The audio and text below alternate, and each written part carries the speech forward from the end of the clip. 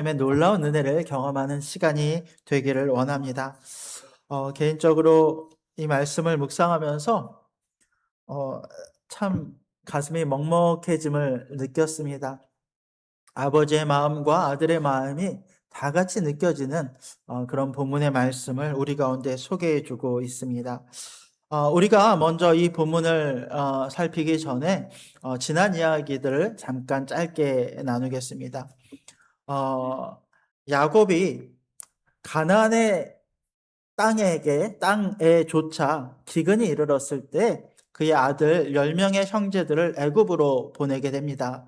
이 10명의 형제들은 애굽에서 요셉을 만나게 되죠. 그리고 요셉에게 식량을 얻어가지고 다시 집으로 돌아왔습니다. 그러니까 먼저 이미 한번 갔다 온 상태예요. 물론 갔다 오다가 어떤 일들이 있었냐면 그 형제들 중에 시몬, 둘째 형제는 아직 애굽에 남아있는 상태였고 또 오는 중에 가만히 여관에서 살펴보았더니 그들이 얻어온 곡식 자루에 돈이 있는 것을 발견하고 형제들이 두려움에 빠진 적이 있습니다. 그런 상태로 이 집에 돌아왔어요. 아버지를 만나 자초지종을 다 이야기하고 우리가 가지고 오지도 않고 훔치지도 않은 돈이 우리 가운데 있습니다라고 이야기를 하면서 이제 요셉과 만나 이야기를 했던 모든 내용들을 아버지에게 일러주게 됩니다. 그리고 시간이 흘러 다시 그들 가운데 있었던 기근은 점점 더 심해지고 얻어왔던 곡식도 완전히 바닥나게 됩니다. 그 모든 삶의 형편이 어려워지자 야곱은 그 형제들을 다시 애굽 땅으로 보내 곡식을 얻어오게 합니다. 근데 그때 형제들이 이미 다 두려움에 사로잡힌 상태였어요. 첫 번째는 자신들이 가지고 왔던 이 곡식단에 돈이 들어있었던 일로 말미암아 우리가 그곳에 갔을 때 오해를 받지 않을까, 그것으로 말미암아 또 다른 화를 입지는 않을까라고 하는 두려움이 있었고, 또 하나는 그의 형제 막내 아우였던 베냐민에 관한 것이었어요. 요셉을 만나고 돌아왔을 때, 애굽의 총리를 만나고 돌아왔을 때 애굽의 총리가 형제들에게 이와 같이 약속을 하였어요. 만약에 너희가 다시 나를 찾아올 때에 막내 동생 베냐민을 데려오지 않는다면, 그 당시는 이제 실제로 이 애굽의 총리가 요셉인지를 모르는 상태입니다. 막내 동생을 데리고 오지 않는다면 내가 너희를 벌을 내리고 스파이로 여겨 너를 잡아 가둘 것이고, 막내 동생을 데리고 온다라고 한다면 내가 너에게 약속을 지켜 앞으로 이 모든 기근을 다 이겨낼 수 있는 곡식을 너희 가운데 풍성히 주겠다라고 약속을 한 상태였어요.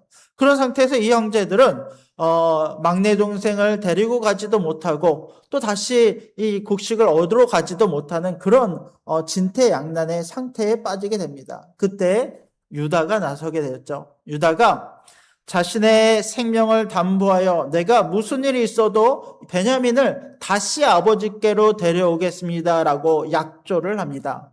그리고 이 말을 들었을 때 비로소 야곱이 내려놓고 있지 못하던 이 베냐민에 대한 마음을 내려놓고 야곱의 유다의 말을 신뢰하고 그를 믿어 모든 것들을 내놓고 하나님의 인도하심을 바라며 베냐민을 보내게 되는 것을 우리가 함께 살펴본 바 있습니다. 그리고 이 베냐민을 위시한 10명의 형제들이 다시 애굽 땅에 당도합니다. 두 번째로 요셉을 만난 거예요. 그때 애굽의 총리는 놀랍게도 이들을 환대합니다.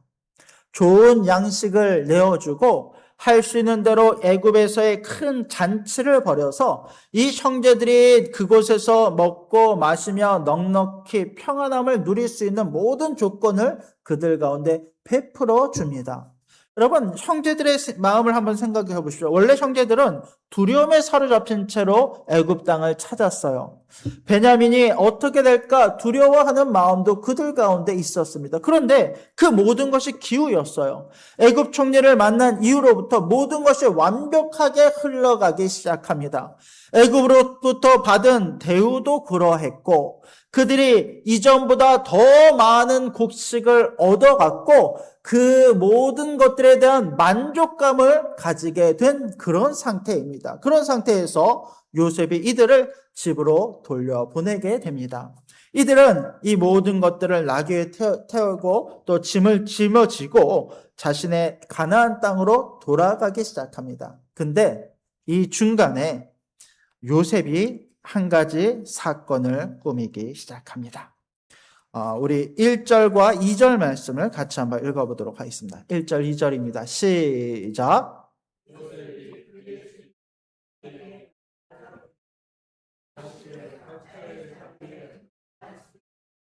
채우고 각자 돈을 그 자루에 넣고 또 네 잔, 곧 은잔을 그 청년의 자루 아귀에 넣고 그 양식값 돈도 함께 넣으라 하매 그가 요셉의 명령대로 하고. 자, 질문을 드리겠습니다. 요셉이 다시금 돈을 형제들의 자루에 넣었습니다. 자, 누구의 자루에 넣습니까? 누구의 자루에 넣습니까? 형제들의 자루에 넣었어요. 다르게 이야기하면 각각의 형제들의 모든 자루에 그 양식이 들어가 있는 상태예요. 자, 그리고 나서 2절을 보았더니 네 잔, 은잔을 그 청년의 자루 아귀에 넣으라라고 이야기를 합니다. 여기서 나오는 그 청년은 누구이겠습니까? 베냐민이에요.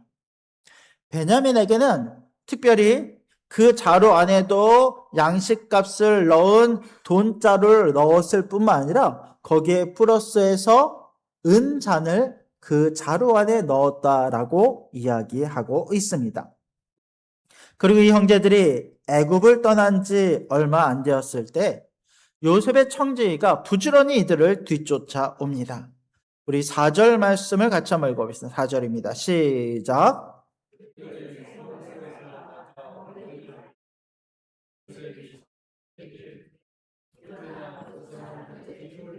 그래서 그들에게 이르기를 너희가 어찌하여 선을 악으로 갚느냐. 요셉이 청지기에게 떠나가는 형제들의 뒤를 붙잡으라라고 이야기를 해요. 이 청지기들이 부지런히 가서 이 형제들을 잡습니다. 그리고 이렇게 이야기합니다. 대뜸 너희가 어찌하여 선을 악으로 갚느냐 이야기하기 시작해요. 여러분 이건요 어떻게 보면 두 가지 의미를 가지고 있어요. 첫 번째는 여러분 이 모든 일을 꾸민 사람은 누구입니까? 요셉이에요. 이 사람들은 훔치지 않았어요. 선을 악으로 갚지 않았어요. 그러나 선을 악으로 갚느냐라고 호통치면서 어떻게 보면 이제 그러니까 이 죄가 없는데 그 죄를 몰아넣는 거죠. 그런데 여러분 가만히 생각해 보세요. 실제로 이들이 죄가 없습니까? 아니에요. 이들은 어린 시절 이미 자신의 형제였던 요셉을 애굽에 팔아넘긴 그 죄를 갖고 있어요. 청지기의 말은 너희가 어찌하여 선을 악으로 갚느냐라고 하는 이 말은 지금 당장 보기에는 공갈 아무것도 없는 비어있는 어떤 이 모든 책임을 돌리려고 하는 말처럼 보이지만 그들 안에 있는 너희가 하나님께서 너희 가운데 베풀어 주셨던 그 선을 어떻게 악으로 갚았는가라고 하는 그 질문이 동일하게 들어가 있는 것을 볼 수 있어요.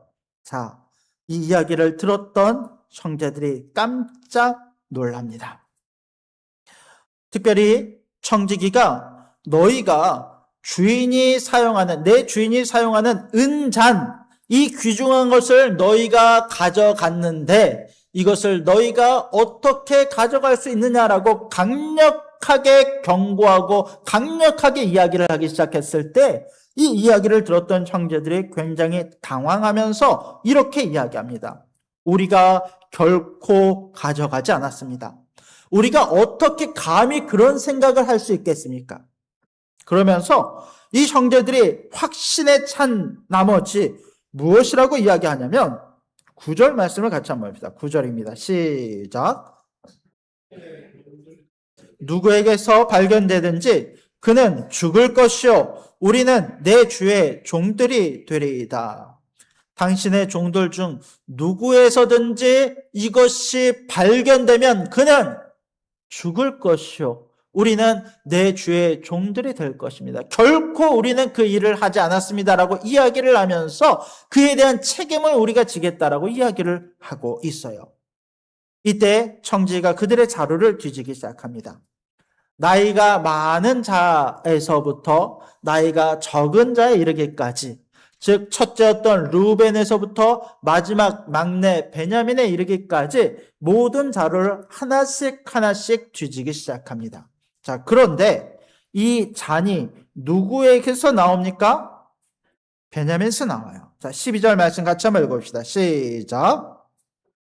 나이 많은 자에게서부터 시작하여 나이 적은 자에게까지 조사하매 그 잔이 베냐민의 자루에서 발견된지라. 참담한 일이 발생했습니다.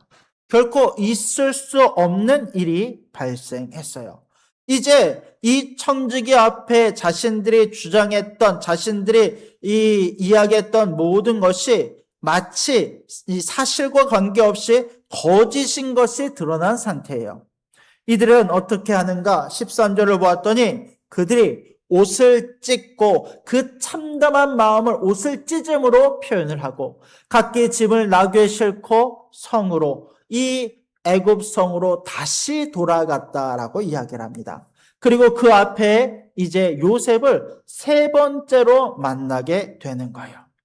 요셉을 만났을 때 이들은 그 앞에 무릎을 꿇고 머리를 조아리며 그들의 참담한 마음을 요셉 앞에 고하기 시작합니다. 그러면서 16절을 보았더니 이렇게 이야기를 합니다. 같이 한번 읽겠습니다. 시작. 유다가 말하되 우리가 내 주께 무슨 말을 하오리까? 무슨 설명을 하오리까? 우리가 어떻게 우리의 정직함을 나타내리까?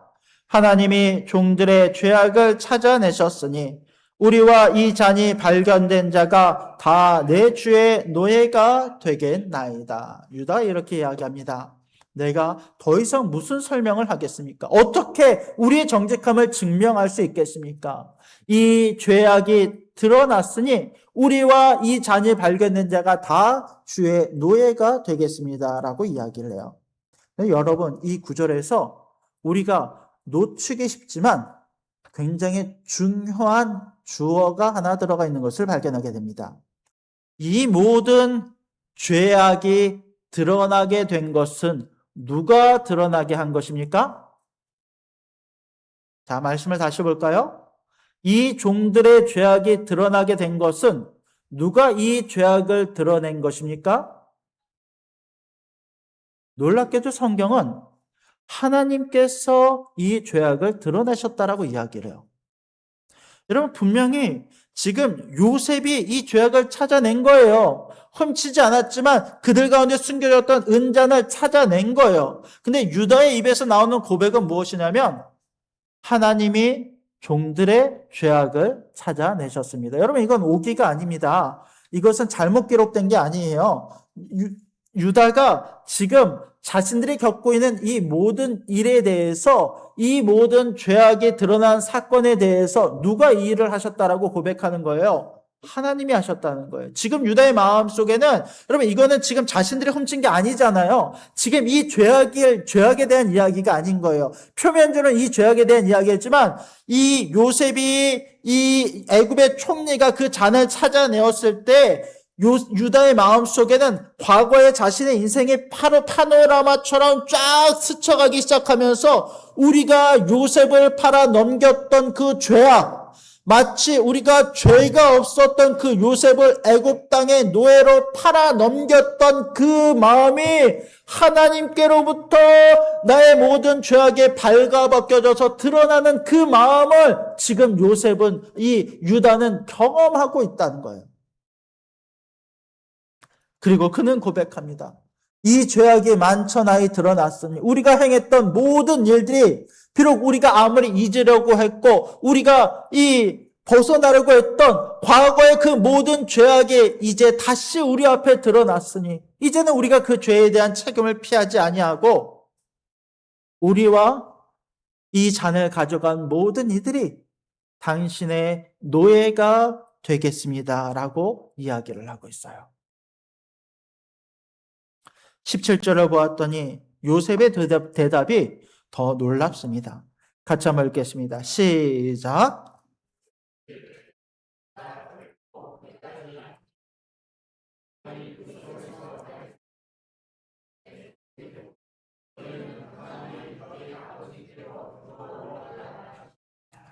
요셉이 이렇게 이야기합니다. 결코 그렇게 안 할 것이다. 너희를 다 이곳에 가두지 않을 것이다. 오직 잔이 발견된 자만 내 종이 될 것이고 너희는 너희 아버지의 집으로 평안히 돌아갈 것이다 라고 이야기를 해요. 자, 여러분께 묻겠습니다. 아까 물었던 질문 똑같이 묻겠습니다. 여러분, 돈이 어디서 발견되었습니까? 아니에요. 돈이 어디서 발견됐습니까? 모든 형제들의 자료에는 다 그 돈이 들어있었어요. 그 돈을 다 발견을 했어요. 다만 은잔이 들어있었던 자료는 누구의 자료입니까? 베냐민의 자료예요. 지금 요셉이 하는 말은 어떤 의미냐면 내가 너희들의 자료에서 돈이 발견된 것, 거기에 대한 책임을 그 누구에게도 묻지 않겠다. 지금 너희가 여러분 이 형제들은 베냐민의 자료에서 잔이 발견된 것뿐만 아니라 이 한 사람 한 사람 그 자료를 열 때마다 그 안에서 돈이 나왔을 때 모든 사람은 이 잔을 넘어서 그 돈이 나온 것에 대한 두려움에 사로잡혀져 있는 그런 상태예요. 그런 상태에서 요셉은 은혜를 베풀어서 너희들의 나온 이 돈, 너희들의 자료에서 나온 돈에 대한 책임 절대 묻지 않겠다. 다만 이 잔에 대한 책임을 내가 물을 것이니 나머지 형제들은 다 집으로 돌아가고 이 잔이 나온 베냐민 막내 아우만 이곳에 남아 그 종으로서의 모든 책임을 지게 될 것이다라고 이야기를 하고 있어요. 여러분, 지금 요셉의 의도는 명확합니다. 그 형제들을 시험하고 있어요. 이들이 변했는지 아니면 자신을 팔아넘길 때와 같은지를 시험하고 있어요. 형제들의 입장에서 보십시오. 형제들은요, 지금요, 이 위기 상황에서 도망칠 수 있는 길이 열렸어요. 잔은 이 베냐민의 자루에서만 나왔어요. 자신들에게는 이 애굽의 총리가 용서를 해주고 모든 평안함의 길을 열어주었어요. 이제 이 형제들은요, 모든 책임을 회피하여 이 베냐민을 요셉에게 넘기고 자신들은 자신의 집으로 돌아갈 수 있는 기회가 열린 거예요. 그들은 베냐민만 넘기면 집으로 돌아갈 수 있습니다. 적당히 둘러대고 살아날 수 있어요. 옛날 같으면 아무런 거리낌 없이 곧장 가나안으로 나아갔을 거예요. 필요하다면 요셉 때처럼 야곱에게 거짓말을 해서라도 자신들의 행위를 정당화하며 아버지를 설득할 수 있었을지도 모릅니다. 아버지, 우리가 모르는 사이에 베냐민이 총리의 잔을 훔쳤습니다. 우리는 무사히 곡식을 얻어갖고 아버지의 명령대로 집으로 돌아올 수 있었는데 하필이면 베냐민이 잔을 훔쳐서 이 베냐민이 그곳에 노예로 잡히게 되었습니다. 우리가 어떻게 할 수 있는 것이 없었습니다라고 그의 아버지를 찾아가 이와 같이 얼마든지 이야기할 수 있는 기회가 있었다라는 거예요. 그런데 형제들은 그렇게 하지 않습니다. 특별히 형제들의 대표였던 유다. 여러분, 실제로 야곱의 형제들의 이 장남은 르우벤이에요. 그런데 어느 순간부터 이 야곱의 가문에 있어서 장자의 역할을 누가 하게 되냐면 유다가 하고 있어요. 유다가 먼저 나서서 이렇게 이야기를 하기 시작합니다. 먼저 20절 말씀을 같이 한번 읽읍시다. 20절입니다. 시작. 우리가 내 주께 아뢰되 우리에게 아버지가 있으니 노인이요 또 그가 노년에 얻은 아들 청년이 있으니 그의 형은 죽고 그의 어머니가 남긴 것은 그뿐이므로 그의 아버지가 그를 사랑하였나이다 하더니 아버지에게 사랑하는 자녀가 있습니다. 근데 그의 형은 이미 오래전에 죽었고, 그리고 그의 어머니가 남긴 것은 남은 이 막내 아들 뿐입니다. 아버지가 그를 많이 사랑합니다. 그리고 우리 30절과 31절 말씀을 같이 한번 읽겠습니다. 30절, 31절입니다. 시작.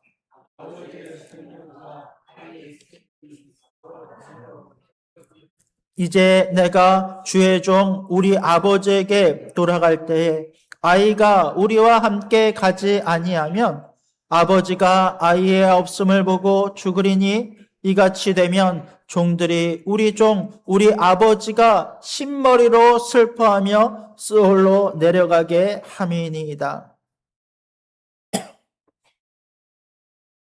아버지의 생명과 아이의 생명이 하나로 묶여 있거늘. 저는 이 구절을 읽는데 왜 이렇게 눈물이 나는지 모르겠어요. 그동안 야곱이요, 참 많이 야속했습니다. 야곱이 갖고 있는 이 편애가 얼마나 잔혹하게 여겨지고 얼마나 밉상이었는지 몰라요. 일평생 편애를 가지고 살아가는 그 모습이 참 못됐다라고 생각을 했어요. 그런데 여러분, 유다의 말을 보십시오. 오랜 기간 동안 야곱은 고통 속에서 살아왔습니다. 요셉을 잃은 그 고통 속에 지난 20년의 세월을 살아왔어요. 그리고 이제 라헬이 남긴 이 베냐민만을 보고 살았고 그를 진심으로 사랑했습니다. 이제 그 아버지의 생명과 아이의 생명이 하나로 묶여 있거늘 그저 베냐민만이 그에게 남은 마지막 희망과도 같은 아이였어요. 그런데 여러분, 이 장면 속에는요, 야곱의 마음뿐만 아니라 유다의 마음도 같이 있는 것을 여러분 볼 수 있어야 합니다. 이 유다의 마음이 같이 들어가 있어요. 야곱을 보는 유다의 마음, 자식의 마음이 같이 들어가 있다는 거예요. 그러면 모든 것이 보이기 시작합니다. 아버지는 왜 그런 삶을 살아올 수밖에 없었는지. 여러분, 유다는 그 전에 이것을 보지 못했어요. 유다는 그저 아버지의 편애가 싫었고 그 편애로 말미암아 다른 형제들과 작당하여 요셉을 은 20에 애굽의 노예로 팔아 넘겼던 것이 유다였어요. 근데 유다 역시 그의 아버지의 고통을 지난 20년 동안 보아왔어요. 그의 아버지가 겪었던 그의 삶이 어떠했는지를 나이가 들면서 조금씩 이해하기 시작했어요. 그 아버지가 이 막내 아들이 없다라고 하면, 이 막내 아들이 우리와 돌아가지 않는다라고 한다면 31절 말씀처럼 아버지가 아예 없음을 보고 죽으리니, 이 아버지가 죽게 될 것을 알았어요.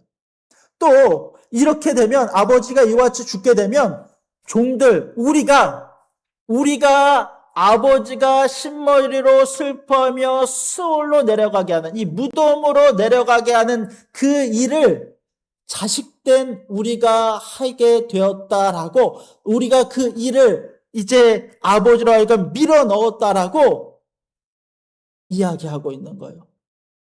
자식된 유다가 아버지를 바라보는 마음이 이와 같은 마음이었다라는 것입니다. 여러분, 어릴 때 우리는 모두 가정 안에서 상처를 입으며 살아왔습니다. 저희 때도 이제 그런 것이 조금 있었습니다만, 저희 부모님 세대에는 그런 것들이 더 많이 심했을 거예요.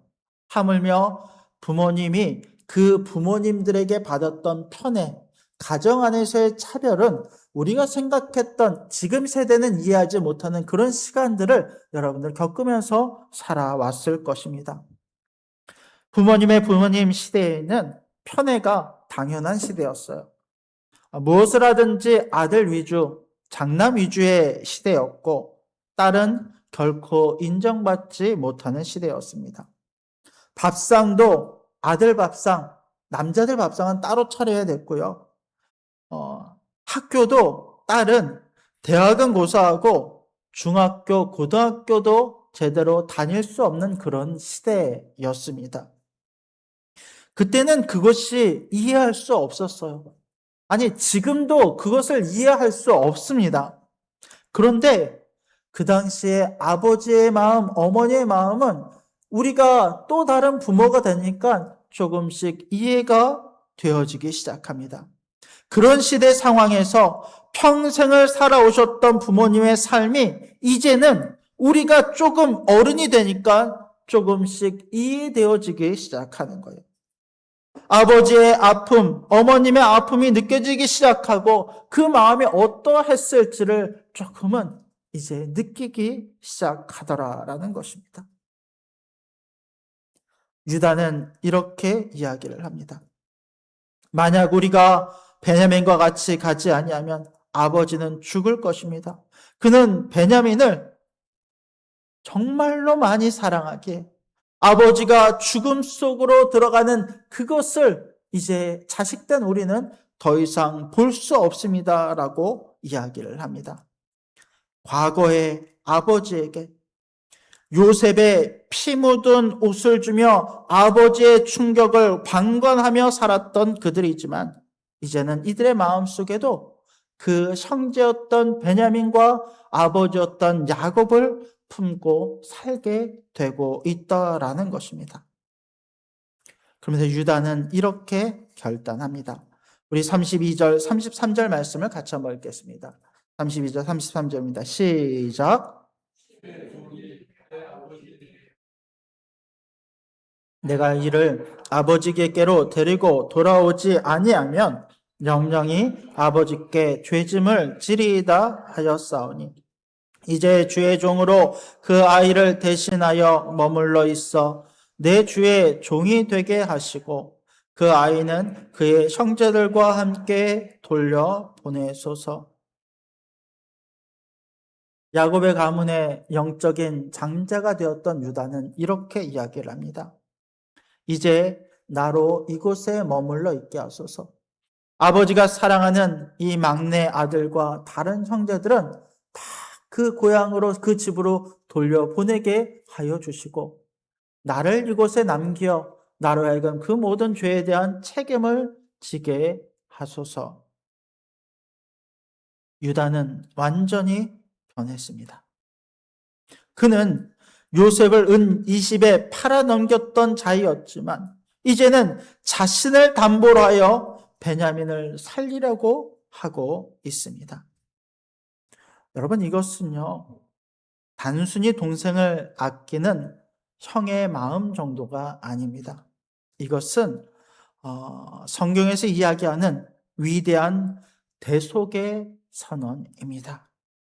구약에 보면 그 누구도 다른 사람의 생명을 살리기 위해서 내 생명을 내어준 경우가 없었어요. 그런데 이제 처음으로 자신의 생명을 담보하여 다른 이의 생명을 살리고자 하는 그 대속의 현장을 우리가 이 유다의 고백을 통해서 발견하게 되더라라는 것입니다. 죄는 베냐민의 자루에서 발견되었어요. 은자는 베냐민의 짐 속에 있었습니다. 법대로라면 베냐민이 잡혀야 하고 베냐민이 종이 되어야 마땅합니다. 그런데 죄 없는 유다가 나섭니다. 내가 대신 남겠습니다. 이 아이만은 자유롭게 놓아 주십시오. 여러분, 이 유다의 모습 속에서 누구의 모습을 보게 됩니까? 바로 예수님의 모습을 발견하게 되는 거예요. 장차 유다의 지파의 사자로 오실 우리 예수님의 모습을 이 장면에서 우리가 발견하게 되더라라는 것입니다. 여러분, 우리 모두는 베냐민과 같은 자들입니다. 물론 베냐민은 진짜 훔치진 않았어요. 근데 우리는 진짜 훔쳤습니다. 우리는 진짜 죄를 지은 사람들입니다. 우리 자료에는 탐욕의 은잔이 들어있고 우리가 죄인이라는 증거가 하나님 앞에 또 모든 사람들 앞에 만천하 앞에 낱낱이 드러났습니다. 우리는 그 가운데 모든 입을 닫고 죄인임을 고백할 수밖에 없는 그런 상황의 모습의 우리들이었다라는 것입니다. 그런데 그런 우리들 앞에 예수님께서 나타나셨습니다. 아버지, 저들의 죄는 저들이 지었으나 저들을 죄신하여 내가 십자가에 달리겠습니다. 나를 치시고 저들은 놓아 주시옵소서. 유다가 자신을 담보물로 내어놓았듯이 예수님께서는 당신의 생명을 우리를 위한 영원한 담보물로 내어주셨다라는 것입니다. 그 희생 덕분에, 그 대속의 사랑 덕분에 오늘 우리가 자유를 얻게 되었고 하나님의 자녀가 되어 영원히 아버지의 집으로 돌아갈 수 있는 자격을 얻게 되었다라는 것입니다. 또 앞서서 여러분, 우리는 가정 안에 있었던 상처의 이야기를 했습니다.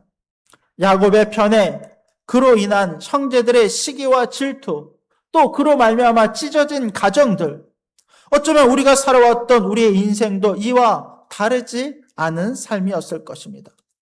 이해받지 못한 아픔이 있었고 가정 안에 차별받았던 서름이 있었어요. 그럼 여러분, 이 상처투성이의 가정이 어떻게 치유됩니까? 그 치유는요, 야, 네가 잘했어, 내가 잘했어, 여기서 이 잘못을 따질 때 그 상처가 치유되는 것이 아니라라는 것입니다. 다만 그 가운데 누구 한 사람 진실된 마음으로 나와 내가 대신 짐을 지겠습니다 라고 고백하는 그 한 사람, 유다가 그 가정에 있을 때 그 가정이 진짜로 회복되고 또 교회 공동체가 회복되는 줄로 믿으시기 바랍니다. 유다는 더 이상 왜 아버지는 나를 사랑하지 않습니까? 라고 따지지 않습니다. 대신 그는 아버지의 신 머리를 보았고 또 아버지의 찢어진 가슴을 보았어요. 그 순간 그는 더 이상 상처받은 피해자나 가해자가 아니라 가문을 살리는 영적인 구원자가 되었다라는 것입니다. 여러분, 이제는 우리가 우리의 입에서 이와 같은 고백을 할 수 있게 되기를 원합니다. 우리의 가정에서, 우리의 공동체에서, 내가 속한 모든 곳에서 하나님, 내가 그 짐을 지겠습니다. 내가 예수님을 따라 우리의 모든 죄에 대한 책임을 대신 지고 주님을 닮은 그와 같은 삶을 살아가겠습니다 라고 고백하며 나아갈 수 있는 우리가 되기를 원합니다. 이 고백이 터져 나올 때 요셉의 마음이 완전히 열렸던 것처럼 우리 안에 막혀있던 우리의 가정의 담과 죄의 모든 담이 허물어질 줄로 믿으시기 바랍니다. 그 가운데 오늘도 믿음으로 주님 맡겨주신 소명을 붙들고 살아가는 저와 여러분들이 될 수 있기를 주님의 이름으로 간절히 부탁드립니다. 아멘. 기도하겠습니다. 하나님, 죄인인 우리의 모습을 주님 앞에 고백합니다. 내 안에 있는 죄가 하나님 앞에 낱낱이 드러남을 고백합니다. 우리의 힘과 능력으로는 구원받을 수 없었던 우리들, 영원한 죄의 종, 죄의 노예로 이 땅을 살아갈 수밖에 없었던 우리들을 하나님 기억하시고 사랑하셔서 예수 그리스도를 우리 가운데 보내주셨을 뿐만 아니라 그 이름으로 말미암아 우리의 모든 죄를 대신 받으시고 구원을 우리 가운데 허락하여 주심을 주님 너무도 감사드립니다. 그 대속의 사랑이 어떠함임을 우리로 하여금 바르게 깨닫게 하시고 그 은혜가 지금 우리 가운데 주어졌음을 우리로 알게 하시고 오직 예수 그리스도의 십자가 그 사랑을 붙들고 살아갈 수 있는 우리가 되게 하여 주시옵소서. 또 하나님, 이 사랑을 내 안에서만 간직하는 것이 아니라 유다처럼 과거를 완전히 회개하고 진정으로 변화된 사람이 되어 이 사랑을 다른 이들 가운데 흘려보낼 수 있는 우리가 되게 하여 주시옵소서. 나로 말미암아 우리 가정의 구원을 얻게 하시고 나로 말미암아 죽었던 자들이 다시 살아나는 은혜를 허락하여 주시옵소서. 오직 주님 주신 은혜 가운데 오늘을 살아가게 하시기를 원하오며 오직 살아야 마신 예수의 이름으로 간절히 기도드립니다. 아멘.